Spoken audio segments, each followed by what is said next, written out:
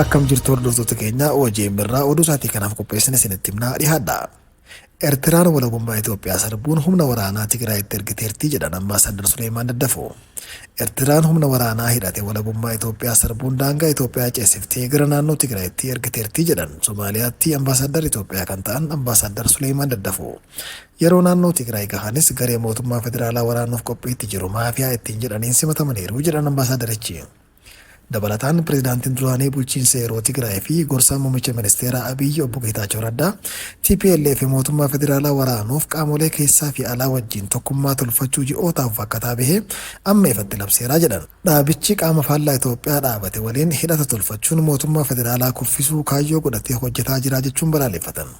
Ambaasaadar Suleemaan Daddafoo dhimma kana fuula X isaanii yaada dhuunfaa koon irratti barreesse jedhan irratti maxxansanii. Garuu dubbiin isaanii kun erga muummicha ministeeraa Abiyyi Ahmad TPLF Eertiraa waliin ta'uun mootummaa Itoophiyaa irratti waraana kaasuuf socho'aa jiraachuu himaniiti. Keeniyaatti Ambaasaadar Itoophiyaa kan ta'an Jeneraal Baacaa Dabalees waraanni kan gaggeeffamu achuma naannoo Tigraay keessattidha. Jalqabamnaan mootummaan Eertiraa ammaa kun hin jiraatu jedhan. Ambaasaadar Suleemaan Daddafoo ammoo eeyyama biyya walaba taatee tokko malee humni waraana hidhatee kan biyya biraa tahee daangaa biyya seera idil addunyaan beekamu qaxxaamuree ce'uun faallaa qajeeltoo fi seera idil addunyaati jedhan. Kun walabummaa Itoophiyaa kan sarbee fi gama seeraan siyaasaa fi nageenya naannoon dhiibbaa guddaa kan qabudha jedhan. Kun ammoo akka seera idil addunyaa chaartara UN jalatti tumametti Itoophiyaaf mirga tarkaanfii fudhachuu kenna jedhan. Ambaasaadar Suleemaan sochiin isaanii kun waraana TPLF Itoophiyaa irratti banuuf tattaafattu ofirraa qolachuuf Itoophiyaaf mirga seeraa kennaa jedhan. Itoophiyaan ofirraa ittisuuf yoo waraana kana jalqabde Eertiraa haleeluuf mirga seeraa qabdi jechuun barreessan. Garee hidhate akkasii waliin maalna dhibdeedhaan hiriiruun walabummaa ofii isaa irrattis dhiibbaa qabaataa jedhan.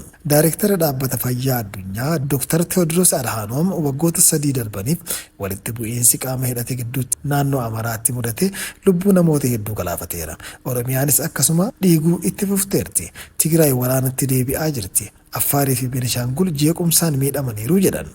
Ni gaha mootummaa federaalaa fi gaggeessitoonni naannolee qawweerraa akka nagaa filatan waamichan taasisa. Furmaata siyaasaa dhugaa barbaaduu wayya. Waraanni du'a mancaatii buqqaatii qofa fida. Uummata Itoophiyaaf waan gaariitu mala jechuun barreessan.